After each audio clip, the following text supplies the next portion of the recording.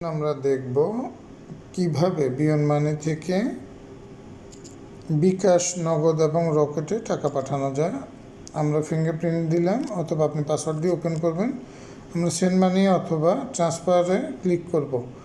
এরপর আমরা সরাসরি ইন্টারন্যাশনাল ট্রান্সফারে চলে যাব। এক্ষেত্রে খেয়াল রাখতে হবে, যখন আমরা বিকাশ, নগদ এবং রকেটে কারো নাম সেভ করতে যাব, সেক্ষেত্রে আমরা অ্যাড নিউ রিসিপিয়েন্টের ক্ষেত্রে আমরা কান্ট্রি প্রথমে সিলেক্ট করব বাংলাদেশ এবং স্টেট সিটি, সেক্ষেত্রে আমরা যে কোনোটা দিলে চলবে। আমি এই মুহূর্তে প্রেফার করতেছি ঢাকা, যেহেতু সব কিছুর হেড অফিস ঢাকা। এবং নামের ক্ষেত্রে খেয়াল রাখতে হবে, যার আইডেন্টি কার্ড দিয়ে ওপেন করা হয়েছে সেম নামটা হইতে হবে।